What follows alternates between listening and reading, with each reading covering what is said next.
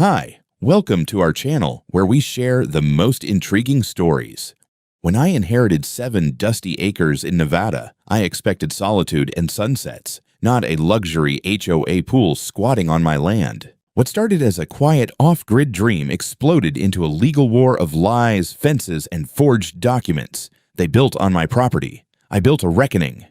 When I first rolled onto my newly inherited land in Washoe County, Nevada, I had 2 things on my mind: where to build my off-grid studio and how much beer I'd need to celebrate finally getting through probate court. 7 acres of dirt, brush, and stubborn family legacy. All mine now, thanks to my grandfather's will and 6 exhausting months of bureaucratic ping-pong. I'd seen the property before, but only briefly, back when it was still just the old pasture nobody wanted. I never expected to be welcomed with a goddamn resort next to the juniper trees. The south end of my property was supposed to be open. Instead, I found myself staring at a glimmering blue monstrosity of a pool. Olympic-sized, with polished stone decking, mounted lights, a matching cabana, and an actual sign reading, Silver Creek Ridge, HOA, private use only. No trespassing. There was even a freshly paved parking strip next to it, marked and painted like we were running a Four Seasons. I stood there next to my truck, mouth half open, wondering if I'd accidentally crossed into a country club by mistake.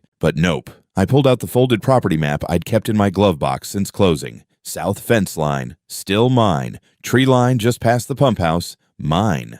Which meant that, unless someone had magically shifted county borders overnight, that pool was standing on my damn land. I snapped a few photos, drove the perimeter slowly, and went back to Reno that night, pissed off enough to skip dinner. The next morning, I booked a licensed surveyor. A guy named Mitchell came out 2 days later, set up his tripod, and started scanning with all the calm detachment of someone used to settling fence disputes between rednecks with shotguns. After 4 hours of measurements, Mitchell gave me a folder with certified documentation and a quiet chuckle. 62% of that pool, filtration systems included, is on your parcel.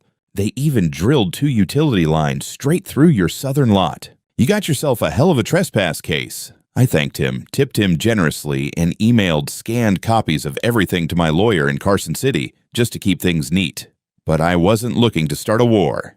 Not yet. I drafted a simple professional letter addressed to the Silver Creek Ridge Homeowners Association and sent it certified mail. In it, I offered 3 options: remove the structure, negotiate a lease, or buy the portion of the land they were occupying. It was polite, generous even. Frankly, I would have been happy with a modest rent and a non-aggression pact. A week passed. No answer. Then came the email, not even from a lawyer, from Karen Montgomery herself, president of the HOA, attached to an HOA stamped PDF titled Cease and Desist, Unlawful Harassment and Land Use Threat. According to her, my land was community borderland with unclear historic ownership, and my letter constituted an attempt to blackmail a non-profit entity. I had to reread it 3 times. She actually accused me of extortion for asking about my own land. Karen had included a beautifully condescending closing paragraph, too. Please refrain from future contact unless via HOA counsel.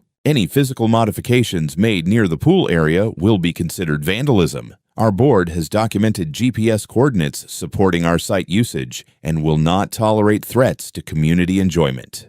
I laughed so hard I choked on my coffee. That afternoon, I stood on the edge of the pool, GPS map in one hand and Karen's ridiculous letter in the other, staring at the neat little cabana they'd built half on my soil. A jogger from the HOA stopped to glare at me like I was casing the place. No problem, I thought.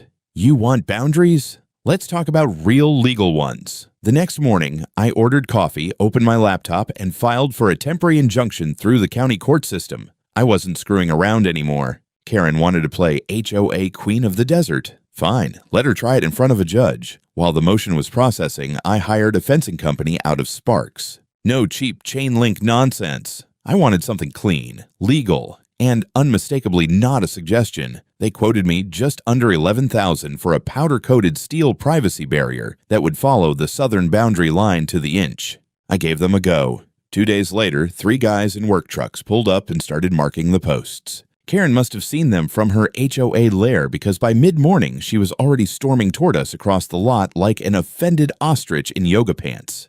"Excuse me," she barked, waving her phone like a weapon. "This is unauthorized construction. You cannot do this." I calmly handed her the boundary survey and county parcel map.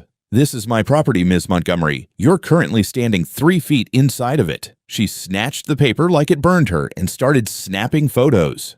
"This fence is obstructing community resources. You are committing criminal interference." The fence crew kept working. I had already filed the notice of intent, and the project was fully permitted. I didn't owe her an explanation, let alone permission. Then she pulled her trump card. "I'm calling the sheriff," she snapped. "We'll see what they have to say." 30 minutes later, a patrol SUV from Washoe County arrived. Out stepped 2 deputies. The older one adjusted his belt and gave me a nod. His name tag read Lean McKinney. "What seems to be the issue here?" Before I could speak, Karen shoved her phone into his face. "This man is illegally fencing off public space and cutting access to our HOA pool." Lieutenant McKinney calmly turned to me. "You got paperwork for the fence, sir?" I handed him the permit, deed, and survey folder Mitchell had provided. He flipped through them with a slow, practiced eye. Then he looked up. Deadpan. "Ma'am," he said, turning to Karen, "you do realize this fence is on his property, right?" Karen blinked. "That's disputed land. The HOA has long-standing usage rights. This pool has been here for nearly a year." He held up the deed. "Doesn't matter. The survey is certified, the permit's valid, and this man owns this land. That means he can fence it, post it, or turn it into a cactus maze if he wants. You're lucky he's not charging for foot traffic." The younger deputy actually chuckled. Karen flushed bright red, spinning back toward me. "This is harassment. You're doing this to antagonize us."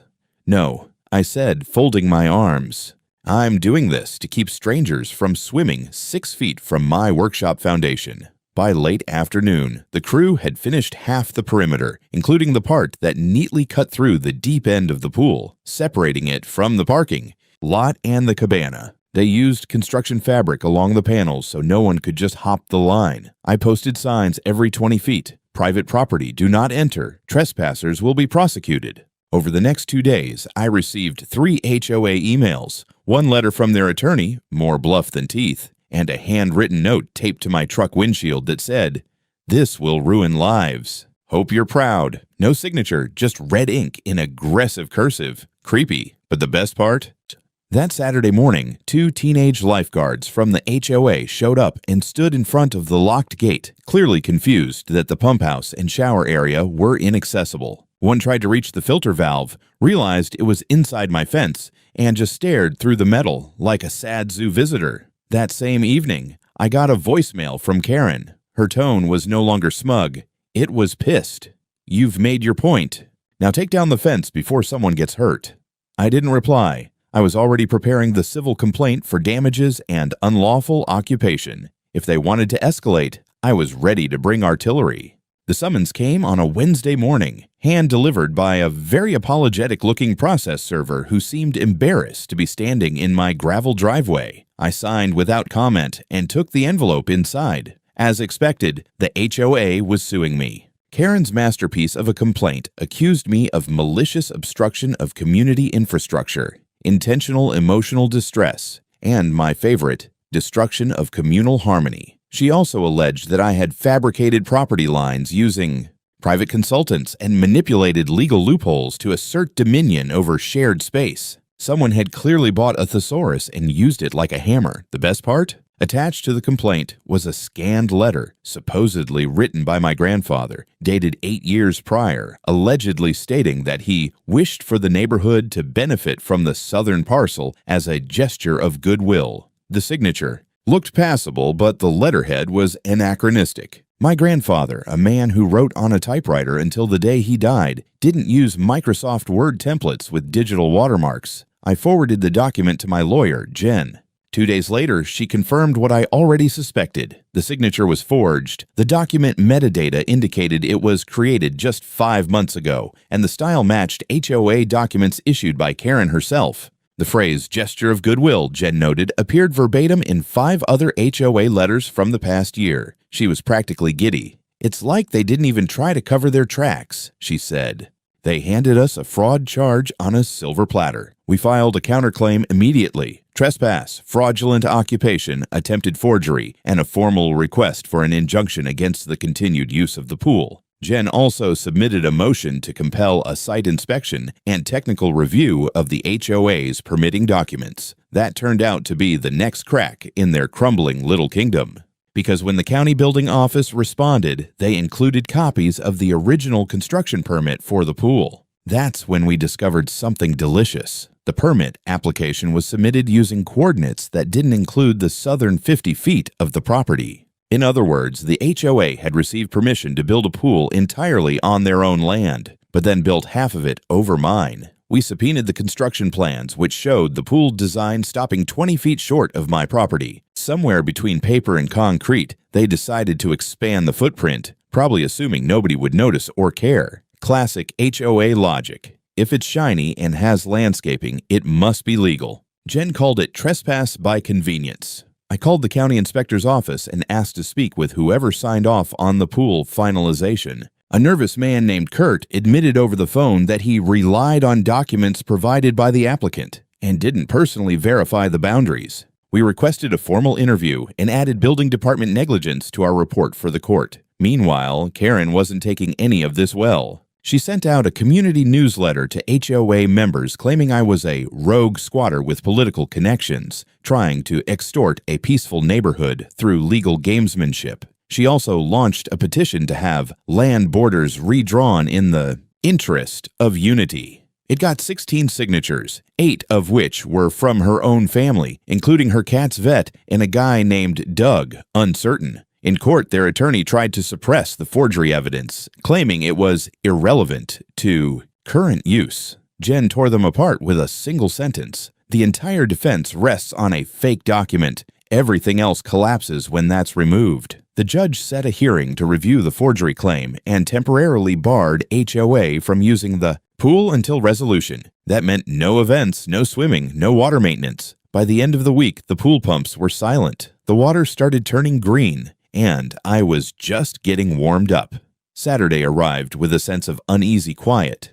The air was still, the sky was scorched blue, and the HOA pool, now officially sealed off by court order, sat motionless behind my fence, the water turning that perfect shade of algae soup. I was sipping coffee from the deck of my trailer, halfway through drafting a proposal to turn the space into a rentable event lawn, when I heard distant music. Loud, poppy, suspiciously festive. I walked toward the property line and saw what could only be described as a full-blown HOA party in progress. Balloon arches lined the street. Kids ran barefoot with paper flags, and a table with a massive sheet cake read, Silver Creek Summer Splash. That wouldn't have been a problem, except they had somehow moved the barricades and propped open the pedestrian gate I had locked shut too.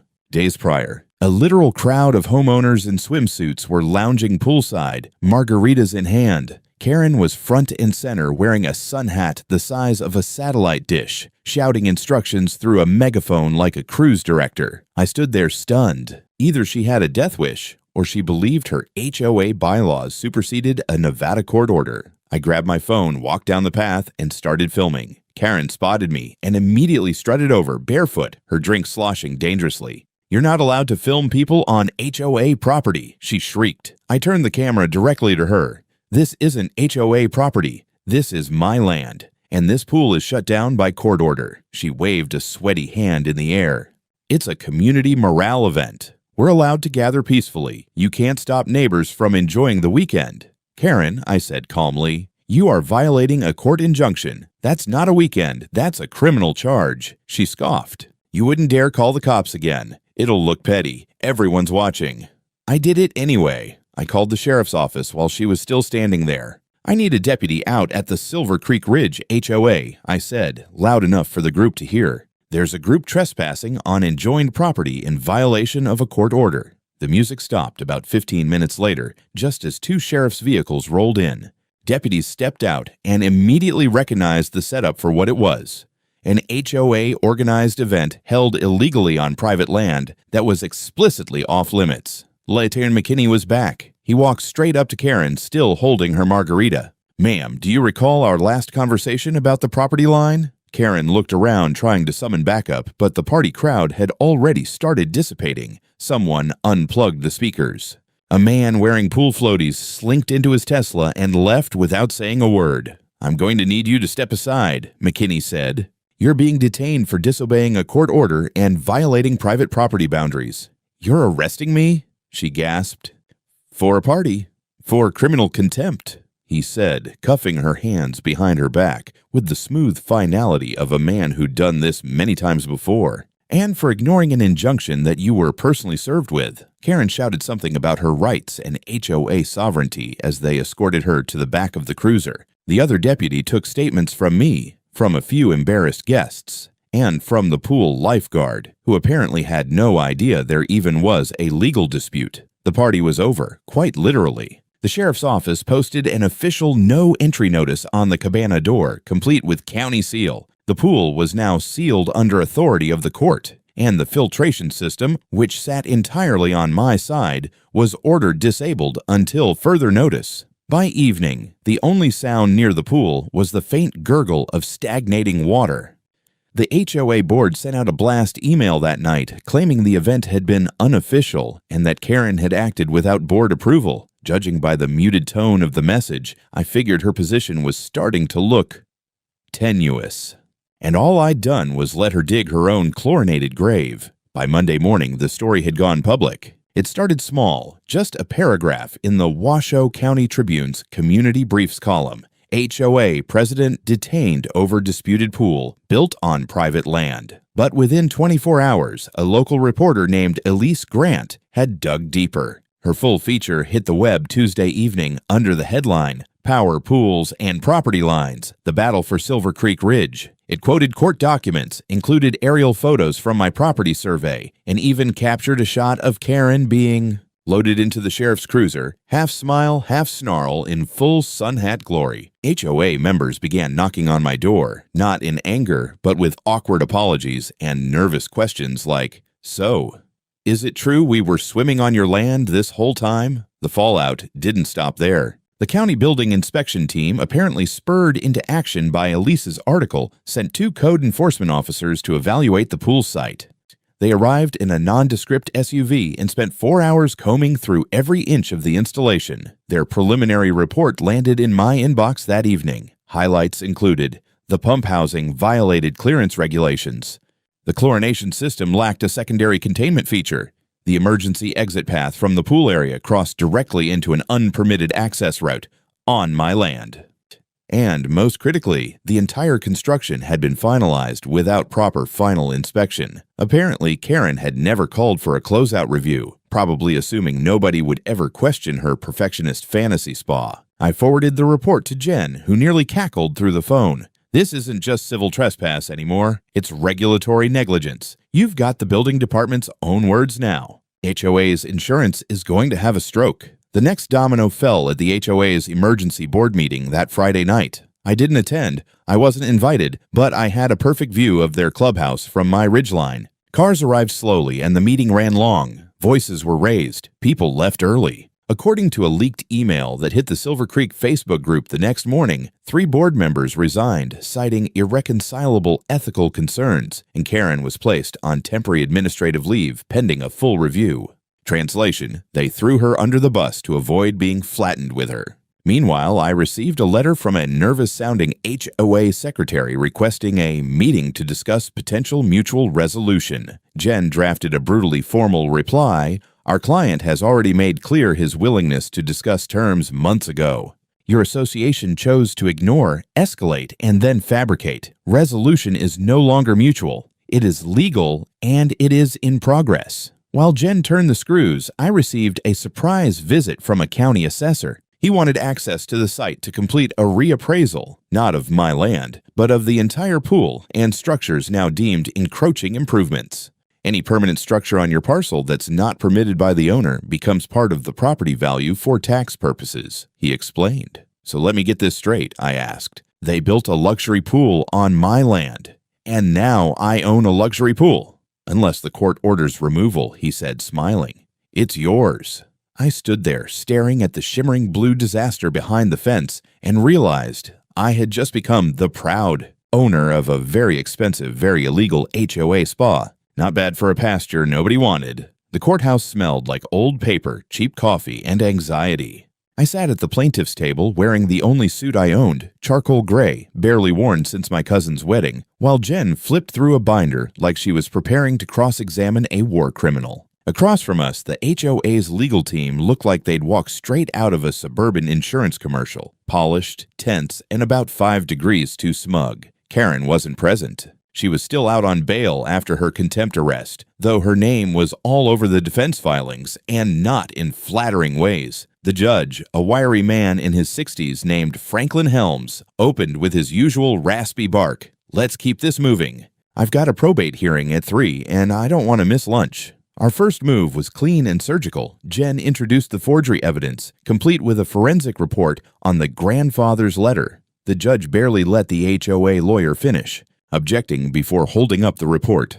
"This document is fake," he said flatly, "and central to your client's claim of historical consent." "That's not a good start, counselor."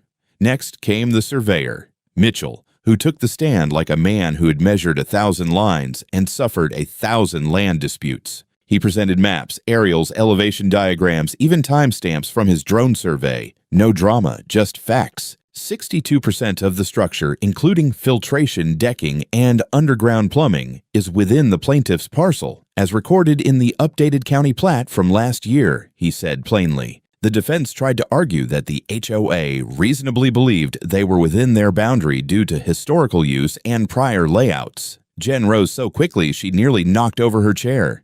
"Your Honor, the only layout they consulted was a fantasy sketch signed by someone's dead dog. They expanded the project after submitting plans for a smaller footprint and never filed an amendment."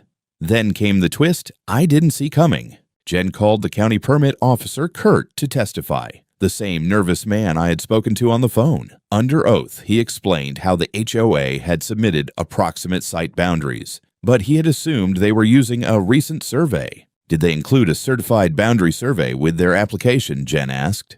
"No," Kurt admitted, fidgeting. "I requested one, but the applicant said they were working off internal HOA maps." Jen pounced. "So the county approved construction based on documents not verified by any neutral party?" Kurt swallowed. "That's correct."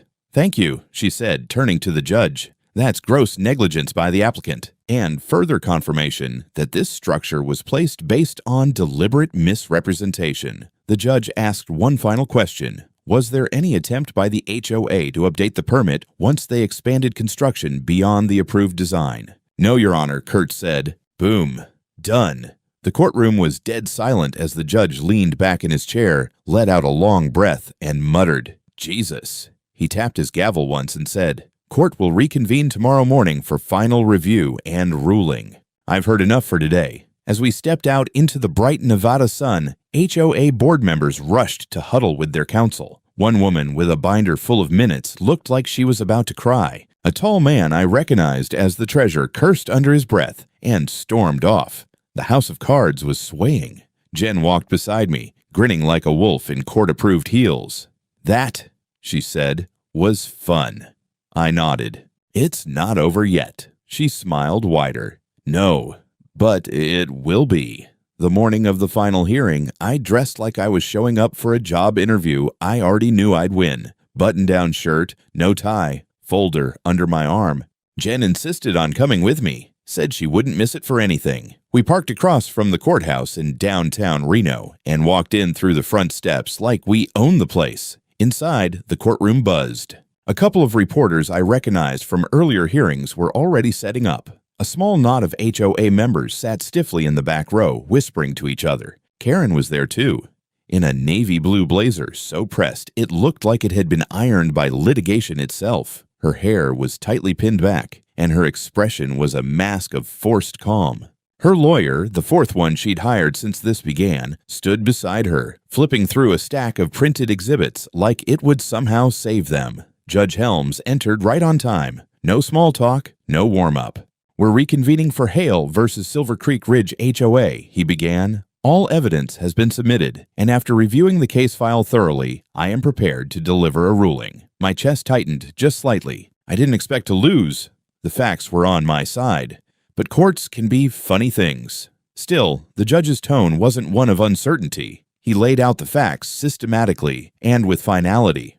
The HOA had built a multi-use recreational pool facility without securing final permits from the Washoe County Building Division. The GPS coordinates tied to the submitted construction documents did not match actual property lines, and the pool encroached over 60% onto private land, my land. The HOA had intentionally bypassed notification requirements during my estate's probate period, exploiting the administrative limbo. The letter claiming to be from my grandfather was fraudulent, confirmed by handwriting experts and the metadata on the scanned PDF they submitted. Karen Montgomery was personally involved in every one of those steps. Karen's lawyer tried to interject. Judge Helms raised a hand. "You'll remain silent until the conclusion of my statement." I glanced at Karen. Her hands were folded in her lap, white-knuckled, and for the first time, she looked like someone who realized the game was over. Furthermore, Helms continued, the HOA's decision to hold a public event on disputed land after being issued a preliminary injunction is not only a direct violation of this court's order, but an act of civil contempt. Dead silence in the room. As such, he said, now looking directly at me, this court rules in favor of the plaintiff, Mr. Brandon Hale. He began reading the verdict like he was chiseling it into stone. The HOA is to pay $370,000 in damages, including land use trespass, structural encroachment, emotional harm, and all associated legal fees. The recreational facility known as the Silver Creek Pool shall be transferred to the plaintiff as personal property. The HOA is further ordered to dismantle all additions and structures located on their remaining portion, including the parking lot, lighting systems, signage, and plumbing running across the border. Karen Montgomery is sentenced to 18 months probation plus 150 hours of community service for forging legal documents, perjury, and contempt of court. There was a brief rustle of paper from the gallery, a few gasps. I caught a flash from a local reporter's phone as she typed rapidly. Karen sat frozen, her mouth a thin line, blinking rapidly as if she couldn't process what she'd just heard. The judge closed the folder. This case is now concluded. I nodded, not smiling, just acknowledging the moment. Thank you, Your Honor. As I walked out with Jen, the courthouse doors opened into bright sunlight. Reporters were waiting, but I didn't give them a speech. Just one sentence. Silver Creek built a pool on my land. The court just helped me draw the boundary permanently. Jen grinned. That line's going to be a headline. 2 weeks later, I sat on the edge of the pool with my feet in the water, not swimming, just watching the sunlight ripple across a place that had once been the HOA's dream project and was now entirely, irrevocably mine. The last of the HOA's construction was gone. Their crew, supervised by county inspectors, had dismantled the ugly parking lot, torn down the steel entry gate, and removed the floodlights they had bolted into oak trees on both sides of the fence. The property line had been remarked with bright orange stakes and official Washoe County boundary flags, just to make sure no one forgot where things stood. Literally. I had my own team build a proper permanent fence around the pool, a clean black metal structure with keypad access. Motion sensors, cameras, and clear signage were installed at every possible entry point. And just above the new double gate, I added a custom-made sign in matte steel letters. Not built with my money. Still mine. It felt better than any trophy. Karen didn't make any public appearances after the ruling.